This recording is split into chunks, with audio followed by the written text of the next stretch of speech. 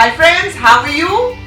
सबसे पहले हम बात करेंगे उन वीडियोस की जो आपने मुझे भेजे हैं। मैं आज एक भी वीडियो दिखाने वाली नहीं हूं बिकॉज मुझे बहुत ज्यादा एंटरटेनिंग नहीं लगे हैं। सो मेक श्योर आपके वीडियोस अच्छे हैं। बात करते हैं बिग बॉस की। आज सुबह सुबह सबसे पहले जब स्वामी ओम जेल के अंदर थे तो बहुत गौरव को कोस रहे थे कि मैंने इसको वोट दिया, इसने मुझे जेल में डाला, मैं इसको छोड़ूंगा नहीं, इसको लात मार के घर से बाहर निकालेंगे, कोई इसको सपोर्ट नहीं करेगा, फलाना फलाना बोलते गए। जैसे ही गौरव स्वामी ओम को जेल से बाहर निकालने आए तो स्वामी ओम ने फटाफट गौरव को गले लगाया और बोला कि मैं कल के लिए माफी चाहता हूं और अब ऐसा नहीं होगा।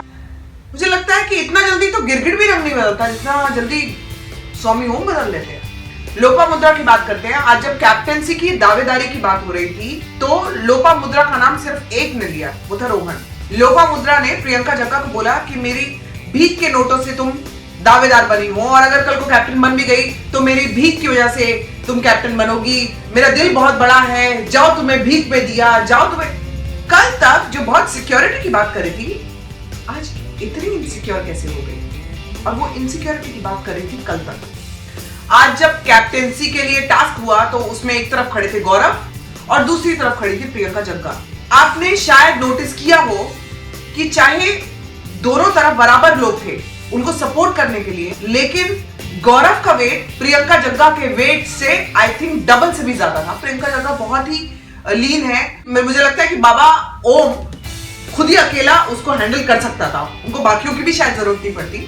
लेकिन गौरव की जहां बात आती है, गौरव का वेट काफी ज्यादा था, उनको हैंडल करना इजी नहीं था जितनी देर तक वो लोग खड़े रहे। बानी ने बीच में ही टास्क छोड़ दिया ये कहकर कि मुझे मसल इंजरी है जिसकी वजह से मैं नहीं कर पाऊंगी। वो साइड पे जाकर बैठी, लेकिन बाकी लोगों को एनकरेज कर रही थी या ये बताने की कोशिश कर रही थी शायद कि प्रियंका को ज्यादा सपोर्ट नहीं करके साहिल हट जाए, शायद, जो मुझे समझ में आया बिकॉज बहुत ज्यादा हबड़ा दबड़ी थी और कुछ समझ नहीं आ रहा था कि क्या हो रहा है। लेकिन जो एग्जैक्ट बीट पे समझ में आया कि बाबा ने बानी को बोला कि तेरी मां मर जाए।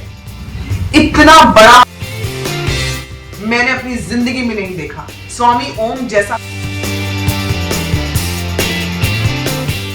मैंने अपनी जिंदगी में नहीं देखा। अगर इस तरह से कोई मेरे माँ बाप को बोल दे तो मुझे लगता है शायद मैं नहीं देखूंगी कि ये बिग बॉस का घर है या ये किसका घर है। मैं उस आदमी को मारूंगी। जो मुझे लगता है बानी को करना चाहिए था उसी वक्त, अगर मैं बानी की जगह होती तो मैं यही करती, उसको कुत्ते की तरह धोती करती। उसके बीच में सभी घर वालों ने जाके बानी को कंसोल करने की भी कोशिश की कि ठीक है, हो गया, गलती हो गई, अरे ये चीज तुम्हारे साथ होती तो भी क्या तुम यही बोलते, तब भी शायद तुम इससे ज्यादा चिढ़ते। बानी को लोपा ने भी आकर काफी मनाने की कोशिश की, बानी ने उसकी भी नहीं सुनी। मुझे अच्छा लगा वो पॉइंट देखकर कि कम से कम लोपा ने बानी को समझाने की कोशिश की। नितिभा आई, मुझे बिल्कुल समझ नहीं आता कि नितिभा ये क्यों बोल रही थी कि तुमने बाबा को धक्का मारा। बाबा को तो मारना चाहिए था, बानी ने बहुत कम किया।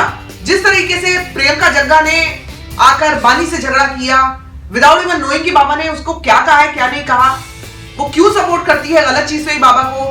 बेटी हो लेकिन इतनी ज्यादा भी मत सपोर्ट करो कि लोग आपको भर भर के गालियां देने लग जाए। उसके ऊपर आज जो मुझे एक चीज मनवीर की भी अच्छी नहीं लगी कि आपको टास्क उसी वक्त रुका देना चाहिए था, बिकॉज मनवीर को मैं ऐसा मानती हूं कि मनवीर गलत चीज का सपोर्ट नहीं करेगा।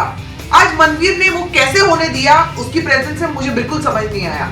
ये एक गलती मनवीर से भी हो गई। आज फाइनली प्रियंका जग्गा कैप्टन बन गई। जब मनवीर ने बाबा से पूछा कि आपने ये बात कही थी तो बाबा ने मनवीर को एज यूजुअल झूठ बोला कि मैंने तो बोला था कि तुझे तेरी मां की कसम। तो मनवीर ने बोला कि आने वाले वक्त में सलमान जब आएंगे तब तो पता लग ही जाएगा कि आपने क्या बोला है। और पता लगा, क्योंकि जब सलमान आए हैं और जो प्रोमोज हमें दिखाई दिए हैं, जो बाबा की वाट लगाई है सलमान ने, अंदर घुस के मारना चाहिए ऐसे इंसान को।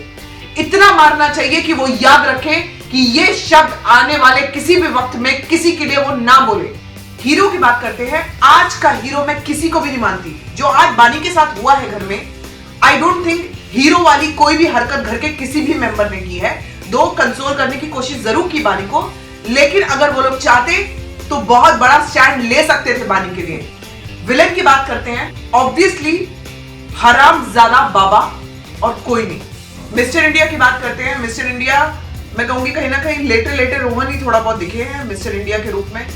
वो रस्सी पकड़ के लेटे रहे और एंड तक लेटे रहे और एंड तक लेटे ही रहे।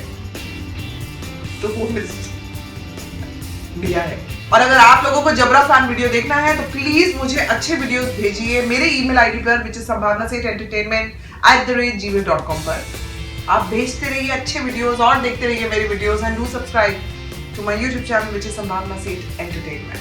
Good night.